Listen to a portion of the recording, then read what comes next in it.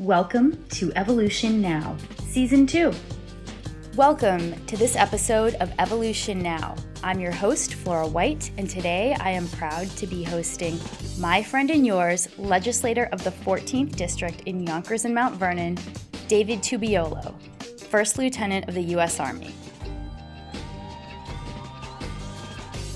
David, it's a pleasure to have you on the show. I always love seeing you. I always love talking to you.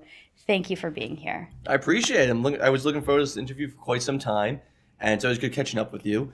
And it's always good doing the people's work and having a conversation and informing everyone what's happening. So thank you for the opportunity. Absolutely. And that is exactly why we're here, to let people know what's going on. Because when we hear the term legislator, many of us don't actually understand the work that goes into that job. You've been a legislator, David, for many, many years. And you are still a relatively young guy. So can I ask, how old were you when you started as a legislator? How long have you been serving? Sure. So thank you very much. You make me laugh. To my interns, I'm very old. It's funny. It's all perspective. So I was first elected at 28. This is my 10th year elected. And before that, I was the right-hand man and predecessor to my mentor, Bernice Spreckman, Unsinkable, for 5.5 years. And at the end of the day, though, it's about helping people and doing the people's work. That's why we're here. Because we care about the community, we care about the county, we care about the people. That's what it always goes back to. So it's a privilege and honor to serve them. They selected myself, along with a few key other people, to do the people's work, which is truly a blessing. So I can't say enough good things. I'm happy to go into it. So you were 28? I was 28 when elected, correct. A 28-year-old. Now, what prompted you, David, to want to serve as a legislator? And was the job what you thought it was going to be? And what was different? Sure. So it was a dream since I was a young boy. And it came from my family. My family was always involved locally. Fun little fact, so my family, my father, my mother instilled these values in me with the community. And then it was just a dream, just like, I always say it's a privilege and honor to serve locally and nationally. It was also a dream about the United States Army, which we can get into a little later. But it was just a dream to serve, and I cannot say enough good things about serving the people, because it's, at the end of the day, it's good, honest work that helps change people's lives for the better. Well, I can speak to that on just a very tiny level. I had the privilege of meeting your parents at a Christmas talent show in Yonkers a couple of years ago. Do you want to tell everyone? Was it with the seniors? Yes, it was. And I know you do a lot of work to serve the seniors among other groups. Do you want to talk just for fun a little bit about what that is? So my mentor and predecessor, Bernice Spreckman, started the talent show, oh my God, over 35 years ago. I want to say 37, 38 years ago.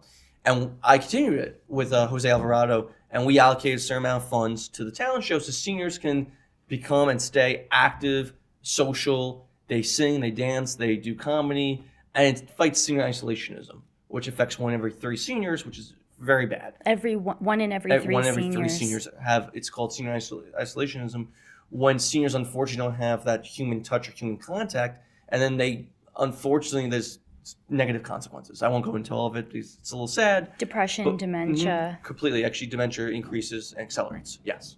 But we do talent shows like this to stop and prevent that. So we'll include everyone. It's very affordable.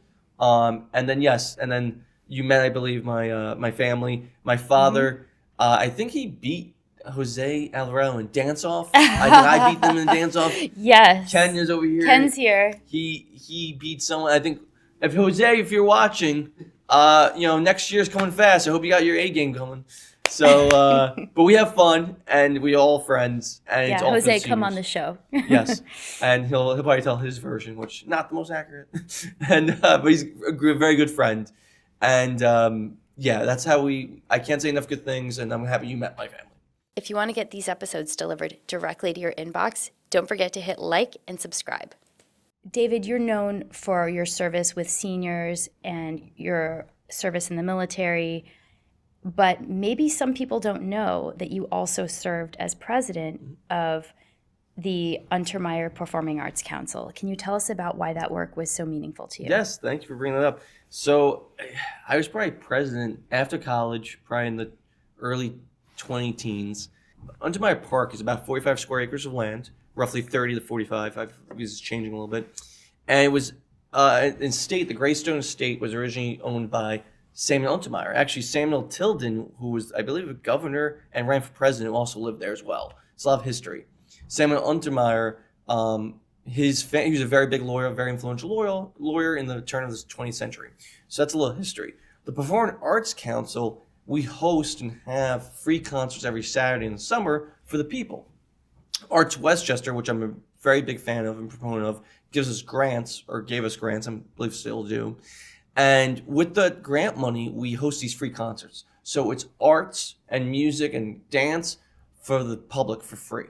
And a lot of the people that come are seniors. Not everyone, it's a lot of families, but seniors. And, you know, a nice summer night where maybe you don't want to travel to the city, or maybe you can't afford to travel because honestly the city is very expensive, as we all know. It's a night of really A-grade art. And I can't say enough good things to see the people smiling, happy, performing. Currently, my friend Mary is the president. She's done a great job. And it's been going on for decades. So I was part of that, yes. And I now, as a legislator, uniquely help allocate funds to Arts Westchester, who now continues to give funds to UPAC. So everything is one big circle, which I'm very happy about. And yeah, at the end of the day, seeing the seniors happy and the families happy, that's what it's all about. Providing a service that they may not have if it wasn't for us. There's a theme in your work. There are many themes, David. One is serving seniors in our community. Tell us, why are seniors so important and so close to your heart, and what are some of the ways that we can really support our seniors? Thank you. So the reason they're so close to my heart is, frankly, they gave us our culture and our legacy. Everything we have today came from them, just like everything we are doing today will one day go to the next generation, the generation after. So for society to be truly measured, in my opinion, is how they treat the elderly. You know, I do not want a society where we do not take care of our elderly, or we put them aside and do not consider them, or we mistreat them. That's not really a good measurement of society if that's what you're doing. So I think the least we can do is provide basic services to seniors and as much of affordability as possible, and arts and everything in between as we can. So for example, I was the sponsor of the senior property tax exemption a few years back, which gives seniors, if you have a property in Westchester, the threshold for exemption was $30,000 and less. We moved that threshold from 30 to 50,000 for income, I'm referring to.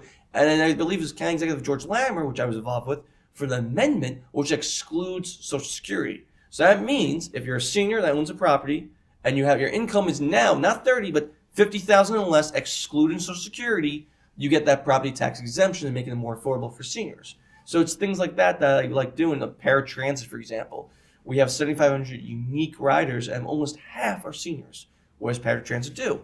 Well, from the ADA Act of 1990, the Americans with Disability Act, you have to give a certain amount of transportation within 3/4 of a rail station or bus route, one or the other. And paratransit gets seniors and people with disabilities to their doctor appointments, to their grocery store, or even to their friends to the movies, whatever, to make their life better and to, once again, fight senior isolationism. So it's services like this that really, I think you can measure society and civilization on. And I do not want to live, and I will not live in a society that we forget and ignore our seniors who gave us our culture and legacy, and we build off of. I love that so much. Thank you. Science has shown that seniors engaging in creative activities has slowed down dementia, decreased isolationism that you've spoken about, and that there are just great benefits as seniors are living longer, and it's important to find meaning and community for even more years later in life.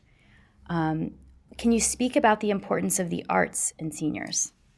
Well, arts gives us our culture. If you go back even to antiquity or ancient Greece, Spartan culture was something Spartan. It's very bare. It's very minimum, which is fine for a culture if that's what you want, which I don't. But arts give us our culture and our essence. So to tie the arts with the seniors, it's to tie life together. It's music, it's dance, it's comedy, it's acting. It gives us our character, if you would. So what I really do believe in is giving opportunity and making sure things are affordable so seniors can have these wonderful things. And life without the arts is a sad life. Like I said, Spartans, their culture existed for a reason, but it was a very intense culture, which wasn't very creative and was a little sad. So I don't think we want that as a society. And I'll go into it. At the end of the day, everyone has a grandparent. You want to give that person the best care possible. Any decent human wants their grandmother or grandfather to have the best care possible. So something else I pushed back years ago, but we can only do so much on a county level, was safe staffing for nurses. What does that mean? It means there has to be certain criteria for staffing levels. So a nurse is not overwhelmed. Nurses are the backbone of healthcare. The New York State Nurses Association, NYSNA for short, great union people, great nurses, great, beautiful people, always deserve a fair and affordable contract, but they also deserve safe staffing so that they are not burnt out, they can perform their duties, and they can give the patients their attention, which includes everyone, but also seniors. So it's things like that. It's not just one item that we tackle these issues with, it's many items. So paratransit, senior property tax exemption, the arts, nurses, it's everything come together, and I think any decent human would agree with that. Absolutely. Well, let's shift over to your time in the military. Sure. So best decision of my life. Best decision of your Yes. life. Okay, well, let's start there. And you had served, David, as a legislator for several years before you decided to enter into the U.S. Army Reserves. Please tell us a little bit about that timeline, Sure. the decision you made, and why you made it. Sure. So it was another dream of mine, and I say it's a privilege and honor to serve everyone locally and now nationally. So my family legacy, it came from my heart, but just a little family history. Both my great grandfathers, Cesare Corbellini, who immigrated here, was a busboy. He lived in Harlem on 311 5th Street in East Harlem. You came from Italy? He came from Piacenza and Romagna in northern Italy, yes. He was an Italian immigrant, and he served in World War I, and he was in the trenches of France. He was infantry. And he was a busboy, a waiter, he worked his way up. He actually financed my great uncle, they called him, his name is Luigi Ferrari. That's Gino. an amazing name. Yes, Gino for short. He was a medic in North Africa in World War II for the United States. So he saw a lot of unfortunate situations with soldiers being wounded, and he did what he could to heal them or help them. So my great-grandfather gave my great-uncle funds to actually open a restaurant in downtown Yonkers, 7579 South Broadway. And in 1939, we opened up, it was called the Savoy Restaurant. And then it was open until the 60s, I believe. And then it moved to Wakefield, 232nd, I believe, and White Plains Road in Wakefield. My mother used to work there. Is it open now? No, it's been closed before I was alive. Okay. So, but I would love if it was. But my mom used to work there. Okay. But then my other great grandfather was in World War I too. So they saw the trenches of France, the gas. There's stories that my great grandfather gave to my family down to me that he unfortunately saw his friends suffering from the gas, which I won't go into detail because it's a very horrible death. But he served us proudly as an immigrant. So my other great grandfather was an immigrant. And then my father's family, my great uncle Joe Tubiolo, who is he's one of 6 of his parents, the only one of that generation to be born in the United States. He actually was in the first wave of D-Day Normandy. He was a tech sergeant, and he went to the Rhine River with Pan's army. Then my uncle Len Sarver served in Vietnam in Corps 4 in South Vietnam, and there's cousins all over. So it comes from a pride of service of family and country. At the end of the day, we're all American. You can be an immigrant. You can be American. That's one thing. We have the same values. You're American to me. And that's what I value.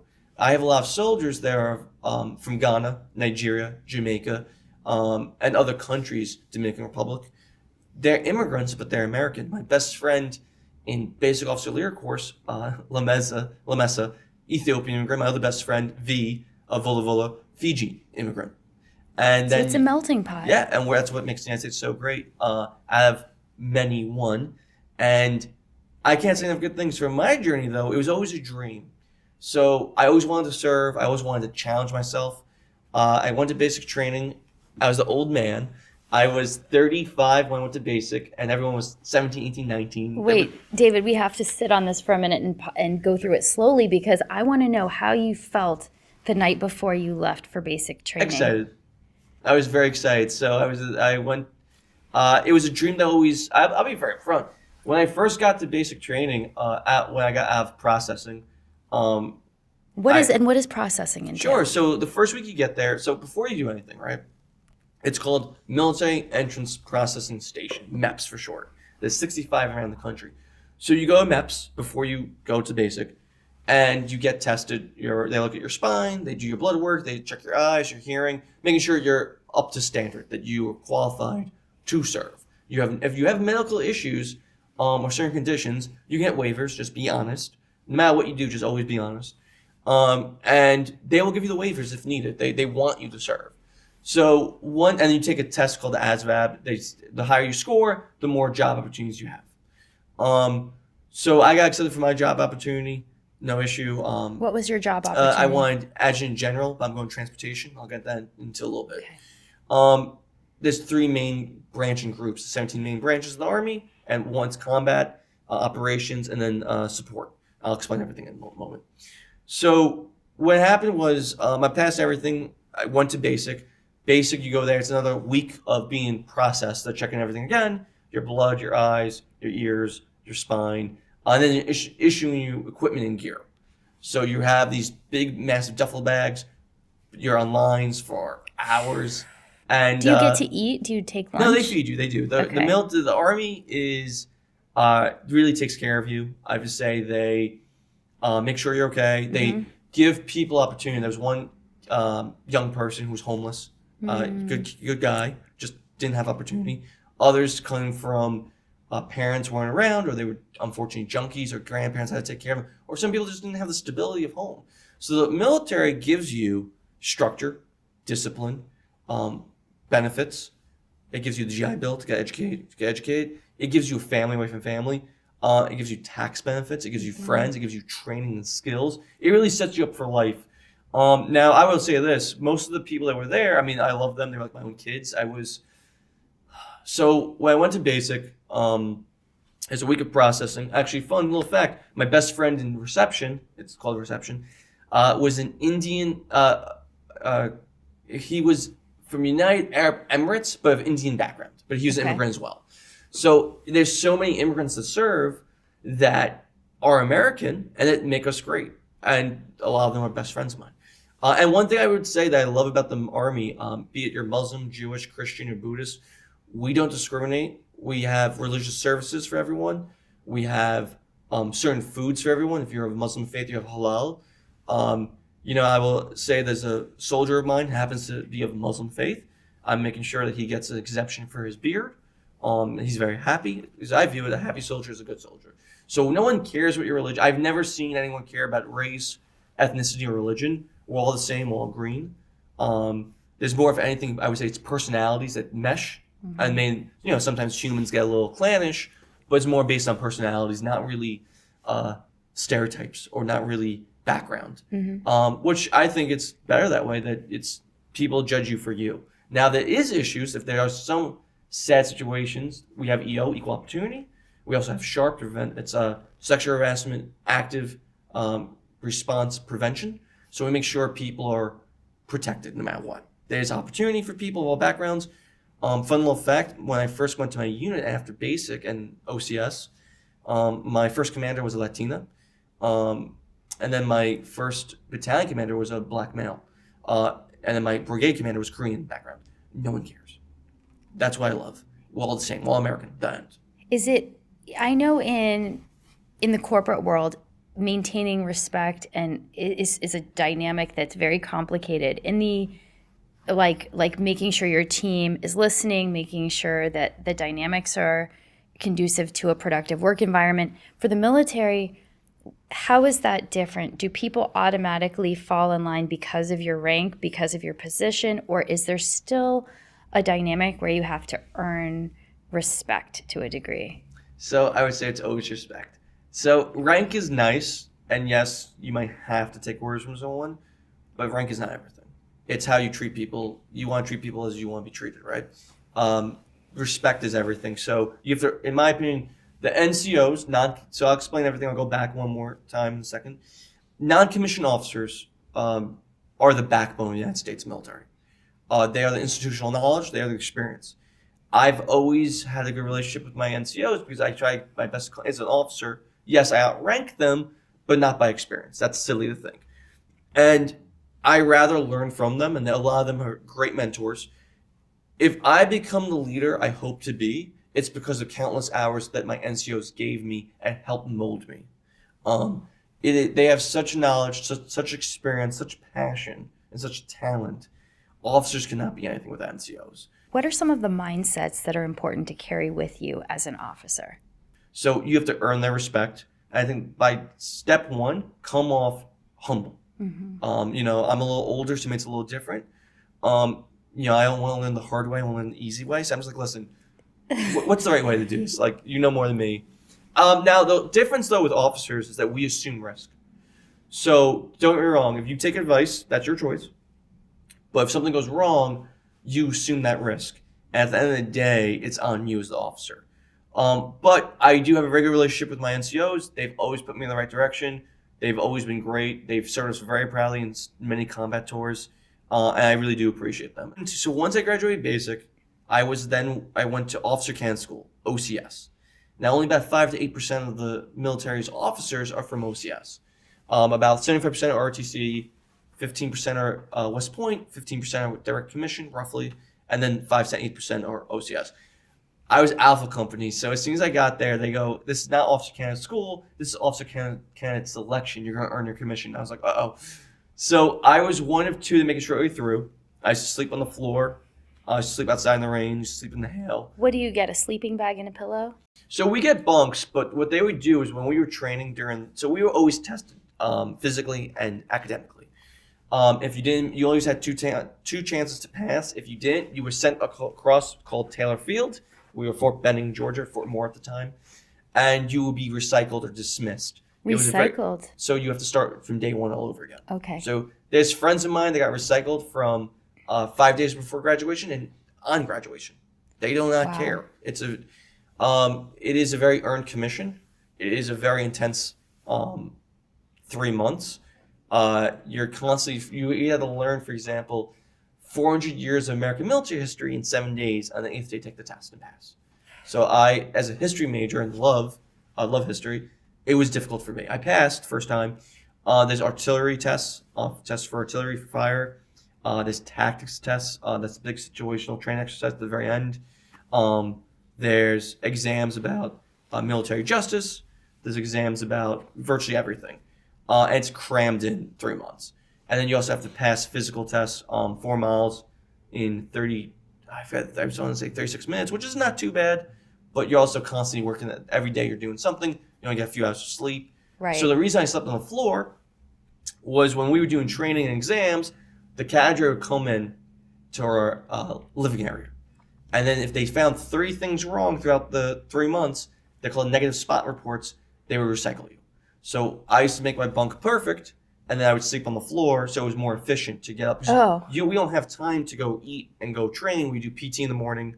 Then we have to go get all your gear, your laptop if you need it, everything. You don't have time to make your bunk. David, you left your bed made and slept on the floor. Yes, sacrifice. Because in my family bloodline, I was the first in my bloodline to be an officer. My uncle, through marriage, was an officer. He was OCS 1968, June 20th he graduated. I'm January 1st, 2024. He gave me my first salute. I'll talk about that in a little bit. But by my bloodline, we were always enlisted. So I said, I will sacrifice everything I am now for everything I will become. So I did that. I chose that sacrifice so I wouldn't be recycled. Because I was one of 2 who made it straight way through. They would target you and get rid of you. They would do it in a legal way. They were tough, but they were fair. But they were all infantry. One or 2 was Rangers.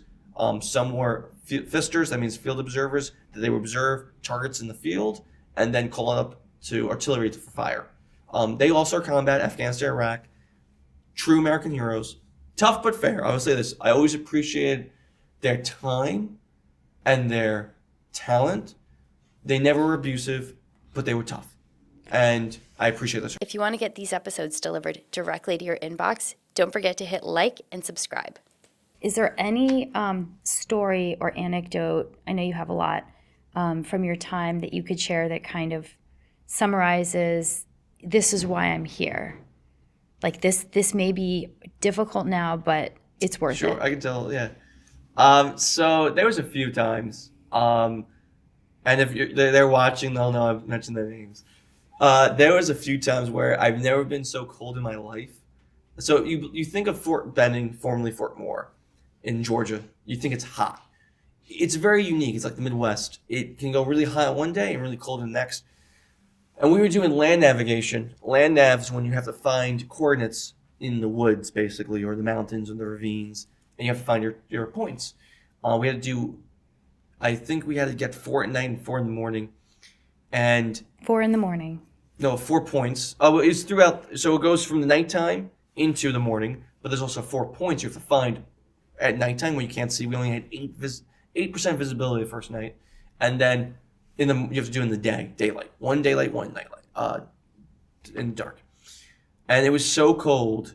I remember Adewale, she's watching. Well, I hope all is well. Me, Cornicione, watching Corn Pop. There's Manti, Step, Finn, Dagenbach. We were very cold. I won't mention names. What happened? One almost fell out formation because they were so tired and so cold, and we were waiting for 2 soldiers to get back. It was like 4 hours staying in formation. And then when we went back to our camp, we had not the males and females were separated for the record. The males I'm referring to at this point. We had to get very close. Now we're all in sleeping bags, but it was so cold. There was no campfire. There was no nothing there to keep us warm. We had to keep each other. So, Right. it's moments like that though that you go, it is what it is. It's life. We're here together. We're going to finish together, and we did. Almost all of us made it. Almost all of us. There's a few that did not. Our platoons used to get much smaller, but we were all very supportive of each other. We all helped each other. A lot of us did not make it. It was a very earned commission, but yeah. So how many days was that? What would you call Land it? navigation? Land navigation, and how did people drop off? Like day 3? So if they didn't get their points, they get recycled. So you have to find your point in the woods in the dark. It would be, oh my God, there's this one point where it's called Red Diamond. The field in Fort Benning is called Red Diamond, where Rangers train. Rangers I'm already Special Forces. intimidated. No, I loved it. It was beautiful. It's actually my happiest moments, believe it or not. Because you're kind of by yourself, but you have the nature with you, even though it's cold, even though you're tired, even though you're hungry. And Army fed us, but you're always hungry because you're always working out. It's challenging. Correct. There's one point where I found it in the woods, 100 meters in, and next to a stream, and I got it. But it's so 1-2 little directions off or little mishaps on your map when you take the coordinate grids and you put them on your map. You're not making your point. You don't qualify. We lost a lot of people that night. And it's life though. It happens. But very earned commission, and it's a real, true privilege and honor to serve nationally as well as locally. And I can't say enough good things about brave men and women who are now serving overseas, especially in the Middle East. When this is exactly the segue I was looking for, because I wanted to ask you, David, if you were deployed, what would be the first thought in your mind? I signed. This is my duty, life. I signed a paper. If this country needs me, I serve. Done. And I'm not trying to sound like something I'm not. I'm not a ranger. I'm not infantry. I'm in transportation. I'm the executive officer currently, my unit. Number 1 rated company in the brigade. But every role in the military serves for a purpose. So we transport supplies, vehicles, food. Everyone needs everyone. So infantry is very important. So is armor. So is aviation. So is artillery. But so is every other branch as well. We all help, and we're all soldiers at the end of the day first. So I don't want to give a fake or a silly story, but if I get the call, I get the call. It's life. I made my choice, and I stuck by my choice. What's your point of view on the current war in Iran? Sure. It's complicated like anything else. At the end of the day, I'm there to serve my soldiers and take care of my soldiers. So I get the call. I'm there to serve and make sure that they're okay and they come back. Now, I'm not trying to give a false story. I'm not trying to give a false narrative. Soldiers serving soldiers. That's what I care about. So if I get the order, I get the order. It's life. And I made my choice. And at the end of the day, be it Air Force or Navy or Coast Guard or Marines or Army, we're all brothers and sisters in arms. and we all serve and protect each other. Is it harder to serve when it's a conflict that perhaps one doesn't agree with wholeheartedly, or does the brother and sisterhood of being a soldier supersede all of that? Is that the highest calling? So I would just speak from my own personal view, because I can't speak for everyone. I think at the end of the day, we have a job, we have a duty, we have a mission, whatever it might be. It could be anything. Now, if there's unlawful orders, you don't have to follow them. So, but orders are orders. The way I look at it is that I serve my soldiers. I want to take care of my soldiers. I want them to come back in any capacity as much as possible. I want them to be safe. I want them to be, I'm not trying to paint a false picture here. So there's so many soldiers who gave the ultimate sacrifice and didn't come back, unfortunately. And their families know that pain to this day. So the way I look at it is that politicians would make their choices. We do what we do here. And as long as my soldiers are okay, that's what I care about. I care about serving them. I care about what I can control. I can't control a war in the Middle East. I can't control a war someplace else. And for the record, no soldier I ever met wants war. War is the last resort. War is not pretty. It's ugly. But if needed, if we are needed, we will answer the call. But that's the last resort. And I never would want to sacrifice anyone, especially one of my soldiers, to be in harm's way. So my point of view is simple. If needed, yes, I answer the call, but I want to make sure my soldiers are safe. At the end of the day, I serve them. And yes, I might be an officer, but it doesn't make me better than them, and they all have families. And a lot of them have children. I would imagine having a family and even going on a tour. Maybe it's not in a combat zone, just a tour in general. It's tough being away from your family. You need a strong spouse and partner. You need a strong, stable family to really keep you sane and stable when you're overseas. So I really, we serve, but our families serve with us. And I really thank the spouses that hold it down for our soldiers and also the children.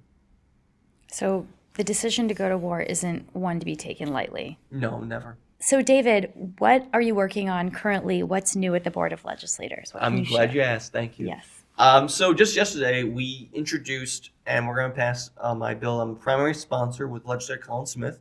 It's the apprenticeship bill. What does that mean? So I'm very pro-union. I'm very pro-worker. So what the apprenticeship bill does, if there's a county project that needs a business or staff force of 15 and more, and the threshold is 250,000, the company has to hire an apprentice from a union. So the apprentice has opportunity to learn and build their craft, and the union has a pipeline to a career. The person has a pipeline from the union to the business to a career for a project.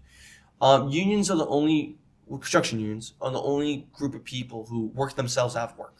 Meaning when they finish a construction project, they don't have work anymore. So it's our job to provide work for unions. Why? Well, because some people might be anti-union. I'll tell you why. They protect workers. They make standards for workers. They make sure that people who employ them, which we need for the record, don't abuse them, don't exploit them. So many things come from unions throughout, our history. I'll add to it though the future and my concern. We have AI growing and we have automation growing. And we need to strengthen unions so they protect workers so people have jobs in the future. I don't want to live in a disturbing future where people don't have work and we have universal basic income, UBI, which isn't enough to provide for a family. Also, people need pride in their work and need structure. So you just can't give someone a check and not expect them to work and not have enough money to provide for their family. That's not the American dream. So we need developers. I'm not demonizing developers, but we have to work with them. And they have to work with us. We're centrally located in Westchester. We're working with our state legislative body for IDA reform, Industrial Development Agency reform, to give when a company gets, a developer gets tax abatements and tax exemptions, which is fine, they need to also hire union and local. So we're doing what we can on the state level there, but we're doing what we can on a county level to give more opportunity for unions and working class people. And I would say the unions are part of, and not the backbone of this country. They help build it, and they're going to continue to protect workers. So that's something we just did yesterday. It's going to be passed Monday night. Congratulations. No, thank you. Yeah, it's a first of many bills to come. And like I said, I'm not trying to scare anyone, but the future is here, and we have to protect our people. I don't want a dystopian future where people don't have opportunity. Was there any pushback on that? And to my knowledge, no. And even if there was, I'm very convicted in my opinions. I'm happy to work with someone, but I'm very pro-opportunity, pro-union, pro-worker, and so is the Board of Legislators. Good. It's bipartisan, and it's something everyone got on board with pretty easily. And the county executive, actually, fun little fact, it's a bill that Colin and I did some research. We had some staff do some research, and the bill comes from 2010 from the now county executive Ken Jenkins, then the legislator Ken Jenkins. So it's a bill he originally thought of, and we found, and we put our little twist on it, and we perfected, and now it's going to become a bill. So it came full circle. Yeah, full circle, which Ken, if you're watching, thank you. And it's a great plan, and then we just built off of it. So some other items we're working on. I'm now the chair of Public Safety and Veterans Committee, and we've added roughly 60 police officers since 2017. In Westchester, we train the best officers. We train all the police departments. We also train all the fire departments. There's the Department of Emergency Services, which we're right now renovating, rehabilitating, I believe, the smokehouse and other vehicles, other property at Valhalla to make sure our firefighters have the best training capabilities possible. If you're a first responder, if you're EMT, fire, police, probation, correction officer, they get forgotten, unfortunately. That's the true 1% of this country that makes society function. Also, social workers. My brother's an EMT. That's awesome. Yeah. That's something I always wanted to do. Just never had time. That's so cool. Yeah. Well, thank you for his service because he's helped a lot of people. Yeah. That's the true 1% that I care about. That's the true 1% that makes the society function.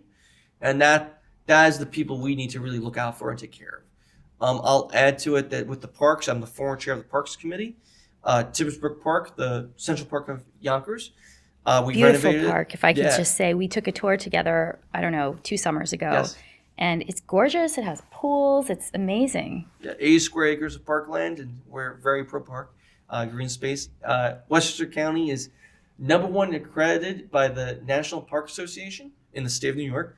18,000 square acres of parkland. Kathleen O'Connor, the commissioner, and Peter Kelly, the deputy commissioner, do a great job, along with the staff. Ron Anderson, Dave DeLucia, all of them. And at the end of the day, Scout Field, we made sure stayed Scout Field. That was a big proponent, big issue of mine, where they wanted to build. Eastchester had an IMA, intermunicipal agreement, with us from years ago.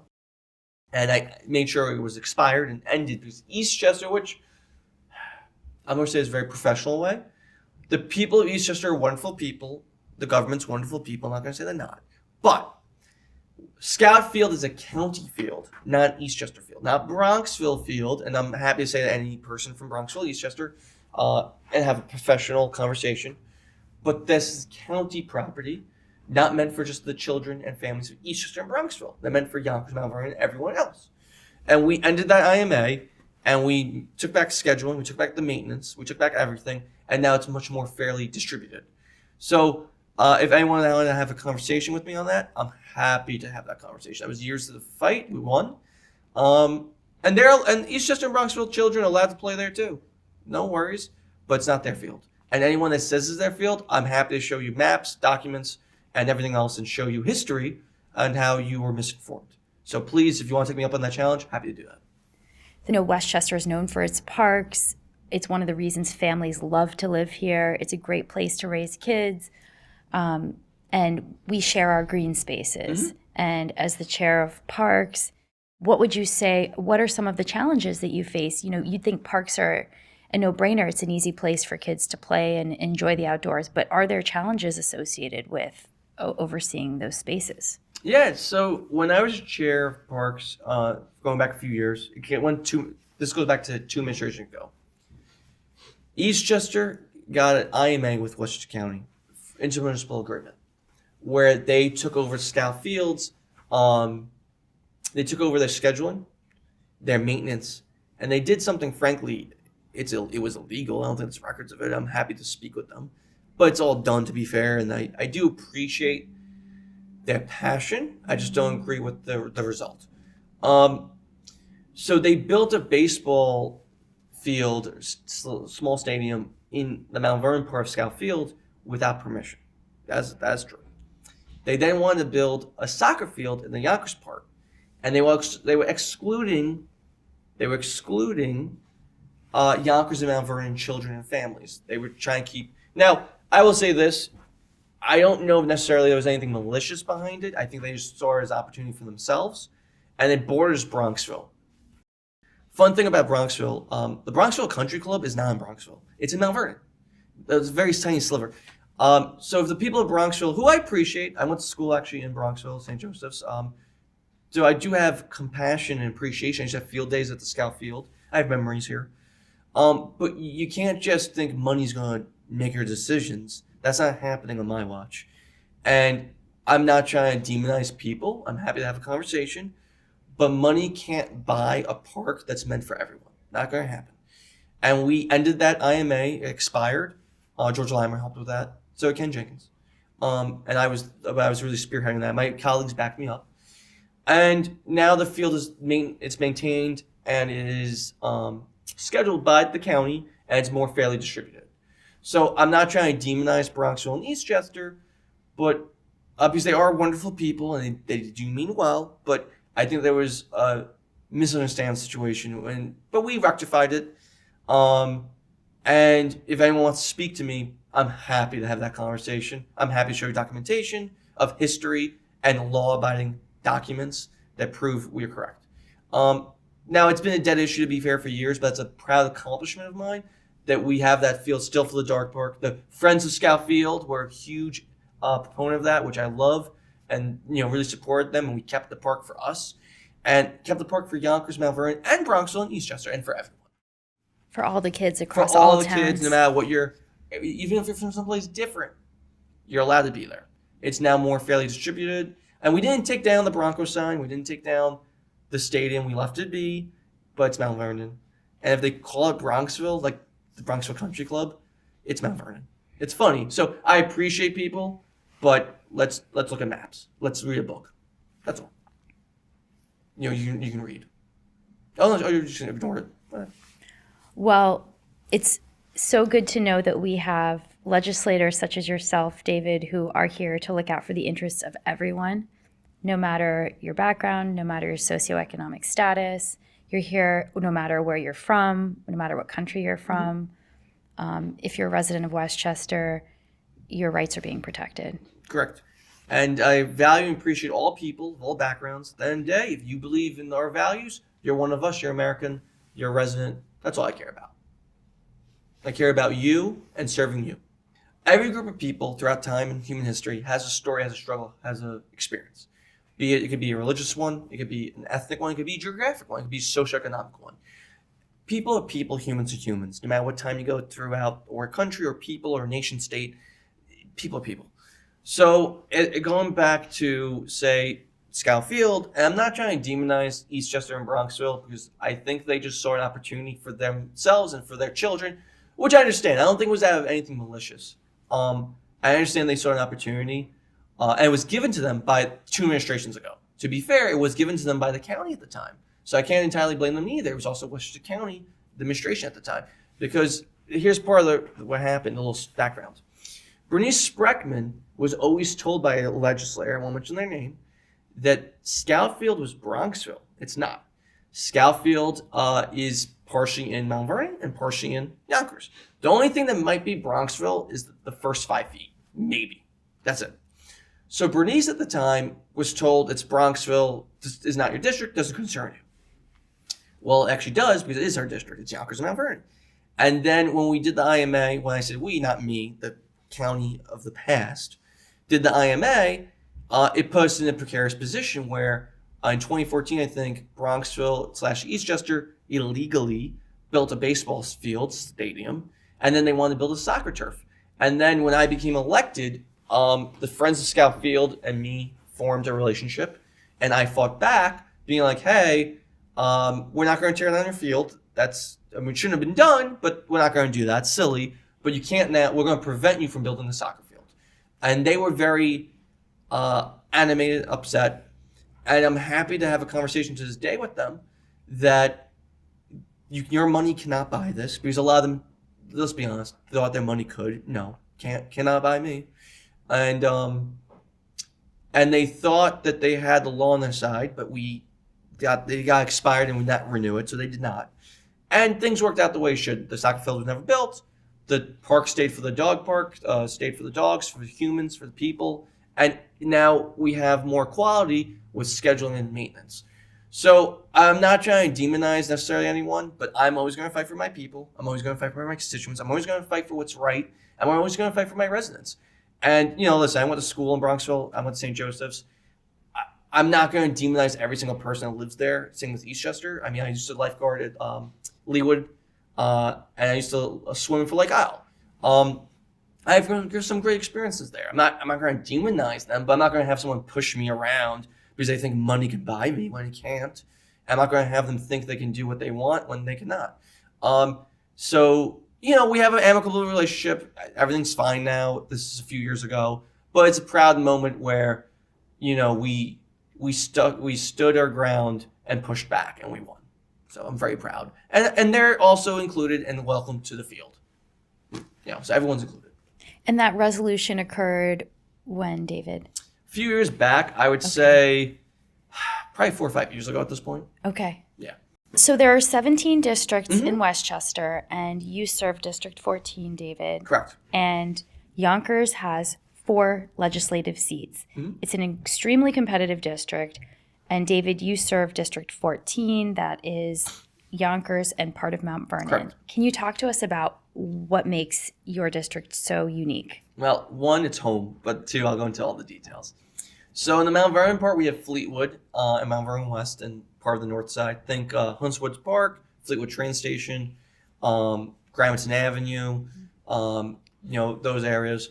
And then in Yonkers, we have Southeast Yonkers with a little bit of Northeast, Sarah Lawrence College thing, St. Joseph Seminary, McLean Avenue, Yonkers Avenue, Kimball Avenue, Bronxville Road, Midland Avenue, St. Barnabas, St. Paul, St. John the Baptist, those areas. Cross County Shopping Center, Empire City Casino. So we have a lot of landmarks. We have a lot of culture. We have a lot of destinations. I'm wearing green because it's about to be St. Patrick's Day at McLean Avenue tomorrow. Everyone's welcome to the Emerald Mile, or the 33rd County, as we say. So we have a lot of community. So you have a lot of civic associations, be it Lincoln Park Taxpayer Association, Hyatt Civic Association, Beverly Crest. We also have Fleetwood Neighborhood Association, Fleetwood Citizen Society. And there's also churches and synagogues. You have St. Mark's Lutheran Church. You have mosques. Lincoln Park Jewish Center merged, but there is a mosque that works out of it or does religious services out of there. And you have a lot of other small churches. They tend to be Protestants. St. Thomas More, they're Christian, but Indian Christian. And you have a lot, we're densely populated. So you have Yonkers, the 3rd largest city in the state of New York. And Mount Vernon, I want to say, is the 7th or 8th largest city in the state of New York. So I represent 2 cities in the top 10 largest in the whole state. Also with my good friend, Tyree Woodson Samuel. Who's been on the show. Correct. He's a great friend of mine, and we represent Mount Vernon together. Is the blackest city north of the Mason-Dixon line, as he always tells everyone, which is true. So we have a very vibrant community. We have a lot of immigrants from be it Ireland, Italy, Albania, Dominican Republic, Mexico. People move from that, immigrants, Puerto Rico. Also Ghanaian. There's a growing population from Ghana, Jamaican. We're very actually heavy immigrant, believe it or not. The biggest immigrant group in our district, though, actually undocumented, is actually Irish, followed by Albanian, followed by Brazilian. People sometimes have they're misinformed sometimes. Our district's unique. The Hispanic community, yes, there may be some undocumented. Most of them are citizens. Most of them are born here in District 14 I'm referring to. So I think why it's so competitive is that there's so much community and so much involvement, which is good. And competition does breed the best candidate or the best person. And David, you're serving so many different types of people, and you're having to appeal to all of these different interests and perspectives. That must be quite challenging. It is, but you know what? My passion and my appreciation for the community is what gets me through. Because we do try to balance everything as much as possible. But that's also why I love it, because we're so diverse, and diversity is our strength. Many is one. So I would say the reason it might be competitive is just there's so many little communities that kind of can be a voice for someone, and they can grow from that, which is fine. It's good. Now we won 71% of the vote. There was a faction, and if you're watching, I'm talking about you. There was a faction that tried to beat us, and we destroyed them. Let's be honest. And we won almost 3 out of 4 voters. It's pretty funny. They really did try, and it's kind of cute that they tried so hard, and they got crushed. And they're trying to face us again, and they're gonna get crushed again. So it doesn't really matter. Now one of the ringleaders, fun little fact, he tried to bribe me one time about 5.5 years ago, which I would not accept his money, and that's why I don't really talk to him again. And it's pretty funny. So they can try, but we have such a great youth. We have such a great amount of volunteers. They're so young. We have a great internship program. Last push we did during an election, we had 111 volunteers. Almost everyone was a young person, a high school, college. And I think at the end of the day, people believe in our message. At the end of the day, I'm just a vessel. People give me the privilege and honor to serve them. They don't have to. They give me the privilege and honor. They elect me and they select me because they believe in me and us. Because it's not about me, it's about us, and it's about the team. We have a great team where we have great constituent services. We have great involvement, but we push good legislation. We push affordability for all, be it with housing, be it with tax exemptions for veterans, tax exemptions for seniors, keeping property taxes low. We keep them as low as possible. And we, in the past, gave sales tax exemption or gas. We do what we can to keep Westchester as affordable as possible. And we appreciate being elected and selected by the people who got us here. And we, every day, give it 110% to serve you with constituent services, good legislation, involvement, communication, and anything else you need. That's great, David. And I've seen you everywhere, all over town. You're always serving. You're at events. You're at food drives. You're at coat drives. You're doing all of these different levels of work, from state down to people on a grassroots level. And nothing's too big or too small for you. What lessons from the U.S. Army have you brought with you to your role now in the legislative body? Great question. And I'll answer as easy as possible. That's loaded in a good way. I think both complement each other for service. And I think, but serving in the Army is, you have the training, of course, you have the discipline, you have the skills, you have the education, you have the teamwork. If anything, it helped me realize how to build more of a team. And like I mentioned before, I'll mention again, we have a huge internship program, which, please apply. You're welcome to reach out to me on social media. And because the students are, today's students are tomorrow's leaders. So I think it really helped us grow and expand that program. We've had more interns than ever before, more volunteers than ever before. And I believe in team leadership skills. It's really developed myself further, and it's really, truly taken off in a different light. And we're now growing our program more than ever before. And a lot of the skills that I was trained with in the Army, I've brought to the government position in the county level, and really try to include even more people than before. We always did, but now we're really amping it up. And as you can see from be it our intern program or our volunteers in the campaign, we've had well over 111 young people helping, but we also help them get internships elsewhere. And today's students are tomorrow's leaders, and we want to give them that opportunity to be where I am, if not higher in the future. That's great. So what would you say to students who are watching, David? If you're watching, take a chance, be comfortable being uncomfortable, and reach out to me, and let's have a conversation about doing an internship and see if you like government. If not, at least you know you don't like it, and at least you did something different. So please reach out to me on social media, and looking forward to working with you. I always ask this to my guests. You're a high-performing individual. How do you start your mornings? I would say every morning's a little different because we're always at events, but at the end of the day, just with love and passion. At the end of the day, I love what I do. It's a privilege and honor to serve. I humbly thank everyone who got me to where I'm at. I could not have done it alone. And I give them 110% because they give me 110%. So I come with passion, commitment, dedication, and love every morning. That's awesome. And just because I think this is a tangible takeaway that's true for you, you always name people, you always thank people, and you really do acknowledge those who came before you. I've noticed that about you. Sure. Thank you. So what advice would you give to anyone who's trying to succeed in whatever profession they're doing? I would say have your dream, keep it, work hard, have passion and love, and sacrifice. At the end of the day, if it was so easy everyone could do it, you have to sacrifice a lot of yourself in your personal life for the greater good. But yeah, at the end of the day, it's worth it. You just have to make sure it happens. No one's going to do it if it's not for yourself. Well, thank you so much, David, for being here. Thank you. And will you come back again? Of course, always. And thank you for having me. Appreciate it. All right. This is awesome. Thanks. If you want to get these episodes delivered directly to your inbox, don't forget to hit like and subscribe.